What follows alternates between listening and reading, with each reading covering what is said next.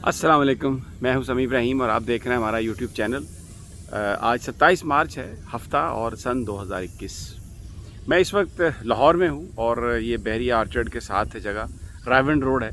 جاتی عمرہ کوئی یہاں سے زیادہ دور نہیں ہے اور اس وقت وہاں پر جو خبریں آ رہی ہیں بڑی ایک بے چینی، پریشانی۔ کل جو سینٹ میں حزب اختلاف کے قائد کا انتخاب ہوا یوسف رضا گیلانی کی صورت میں، بہت مایوس ہے مسلم لیگ نون اس سے۔ مسلم لیگ نون کے جو قریبی حلقے ہیں وہ اس کو مریم نواز صاحبہ کی ذاتی طور پر ناکامی سمجھتے ہیں، کیونکہ ان کا یہ کہنا تھا کہ ان کے بلاول بھٹو سے بڑے اچھے تعلقات ہیں اور وہ پیپلز پارٹی کے ساتھ چلنا چاہتی ہیں۔ 90 کی دہائی دفن ہو گئی ہے اور پیپلز پارٹی ہمارے ساتھ ہے۔ نواز شریف صاحب بھی بڑے اس حوالے سے پریشان ہیں، جز بز ہیں۔ پوری تفصیل بتاتا ہوں کہ یہ سارا ہوا کیسے، لیکن ایک بات بتا دوں کہ جس وقت سینٹ میں اپوزیشن چیئرمین کا انتخاب ہار گئی تھی پی ڈی ایم، تو پھر آصف زرداری صاحب نے رابطہ کیا تھا اور یہ بات کرنے کی کوشش کی تھی نواز شریف صاحب سے کہ آپ جو لیڈر آف دا اپوزیشن ہیں وہ آپ پیپلز پارٹی کو دیں، تو تب اسحاق ڈار صاحب لائن پر آ گئے تھے اور انہوں نے یہ کہا تھا کہ نواز شریف صاحب مصروف ہیں۔ اب کل جس وقت یہ سارا ہوا معاملہ، تو بہت کوشش کی ڈیسپریٹلی نواز شریف نے آصف علی زرداری صاحب سے بات کرنے کی، تو یہ بتایا گیا کہ ان کی طبیعت ٹھیک نہیں ہے، تو آصف زرداری نے ان سے بات نہیں کی۔ مولانا فضل الرحمان بھی اس سارے معاملے میں بہت بے توقیر ہوئے۔ 5 ووٹ تھے ان کے سینٹ میں، لیکن کسی نے ان کو گھاس نہیں ڈالی۔ تو اب جس طرح بے توقیری نواز شریف اور مریم نواز کی ہوئی ہے، بالکل اسی طرح جناب محترم مولانا فضل الرحمان بھی اس وقت کٹی ہوئی پتنگ کی طرح نیچے آ گرے ہیں زمین پر، اور کوئی گڈی لوٹنے والا بھی نہیں ہے، ان کی کسی نے ڈور کو بھی پکڑنے کی کوشش نہیں کی۔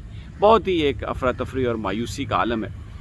قاہرہ صاحب سے کل کیونکہ جاتی عمرہ میں ناشتے ہوا تھا قائدین کا، پی ڈی ایم کا، اور بہت سارے جو اس میں لوگ تھے قمر زمان قاہرہ پاکستان پیپلز پارٹی کی وہاں پر نمائندگی کر رہے تھے، ان سے جب اس حوالے سے بات ہوئی تو انہوں نے یہ کہا کہ میں تو آپ کے سامنے موجود ہوں، ابھی لیڈرشپ سے بات ہوگی تو پتہ چلے گا، مجھے ابھی معلوم نہیں ہے۔ انہوں نے اوائڈ کیا، لیکن نون لیگ عملی طور پر اب ٹوٹ چکی ہے پاکستان پیپلز پارٹی سے۔ پی ڈی ایم کی شکل جو ہے وہ ایک بڑی مصنوعی سی شکل ہے، اور جو اپوزیشن ہے اس وقت سینٹ میں، اس کو یہ کہا جا رہا ہے پی ایم ایل نون کی طرف سے کہ یہ بھی سلیکٹڈ اپوزیشن ہے، سرکاری اپوزیشن ہے۔ تو بڑی ایک ایسی ایک ماحول ہے جس میں اس بات کا اب امکان بھی ہے کہ پی ایم ایل این کے وہ جو صوبائی اسمبلی میں پنجاب میں جو ان کے ممبران تھے یا مرکز میں جو ان کے ممبران تھے، اگر وہ ان کو اب اپنی جماعت میں انٹیکٹ رکھنا نون لیگ کے لیے ایک بہت بڑا چیلنج ہوگا۔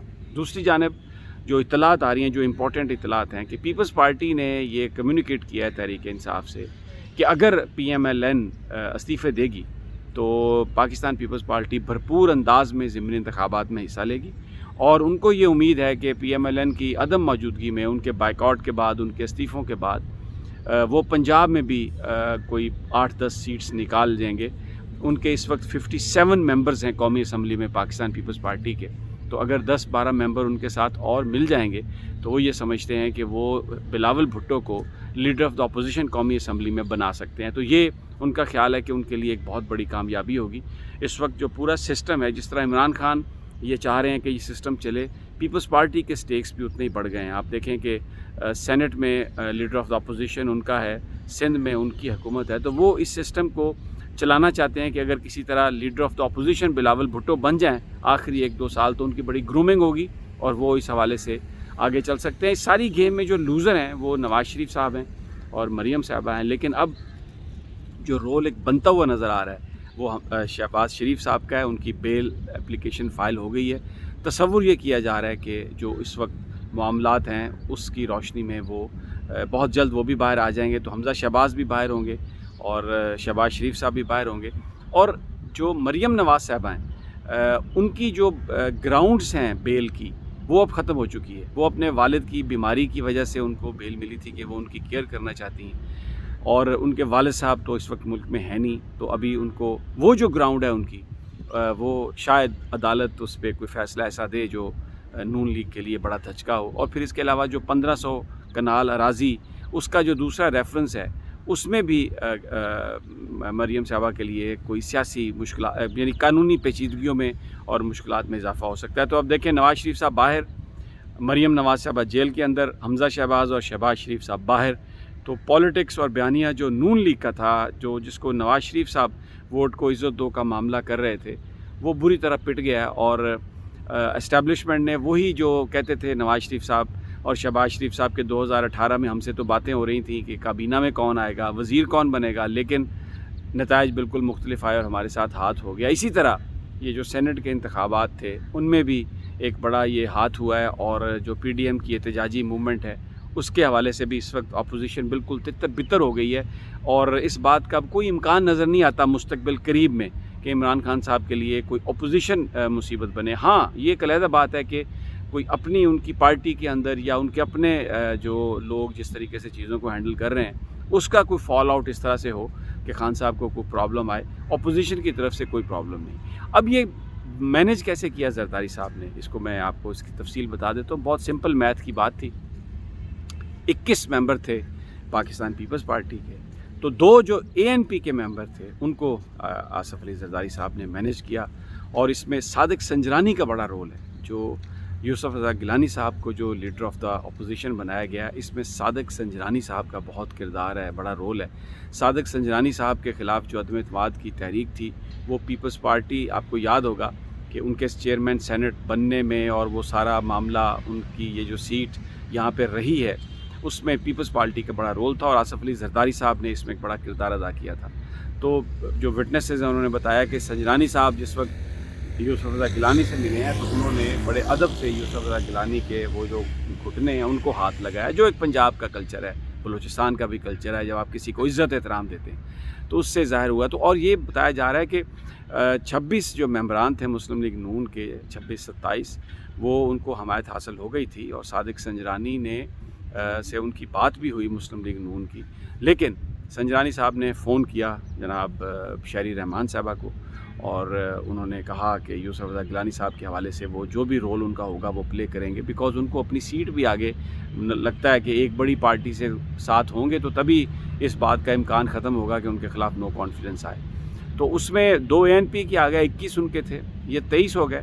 تو اس کے بعد 4 بندے جو ہیں، جن میں ایک دلاور خان ہیں اور اس کے علاوہ 2 اس میں باپ کے ممبر ہیں، وہ 4 بندے جو ہیں وہ صادق سنجرانی صاحب نے مینیج کیا. وہ وہاں پر آئے اس وقت صبح 10 بجے یہ کارروائی شروع ہوئی، اور انہوں نے آ کے یہ درخواست دی کہ آپ ہمیں انڈیپینڈنٹلی آپ ہمیں ٹریٹ کریں.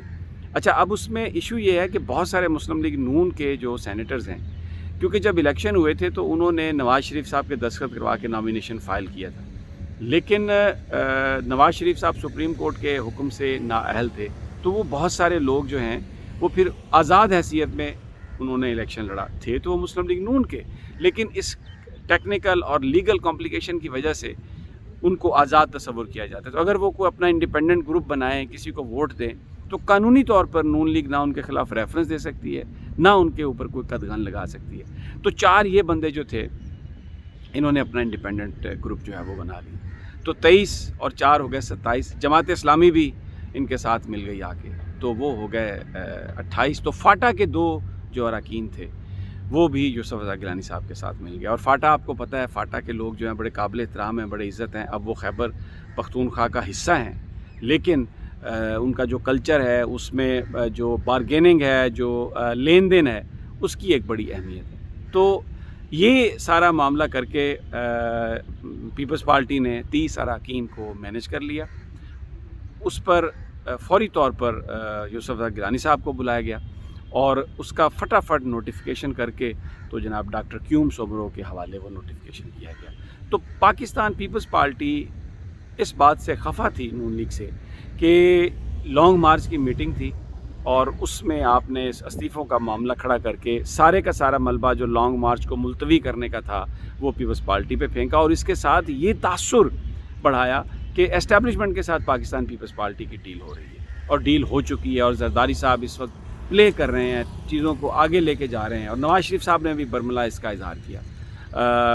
اس میں بہت سارے لوگ یہ کہتے ہیں کہ آنے والے وقتوں میں کہ رمضان کے بعد یعنی عید کے بعد ایک اچھا خاصا جو ہے وہ رن پڑے گا اپوزیشن اور حکومت کے درمیان. لیکن اب بہت بڑی ایک رسپانسبلٹی ہے عمران خان صاحب پر کہ جو گورننس کے ایشوز ہیں ان کو وہ بہتر بنائیں.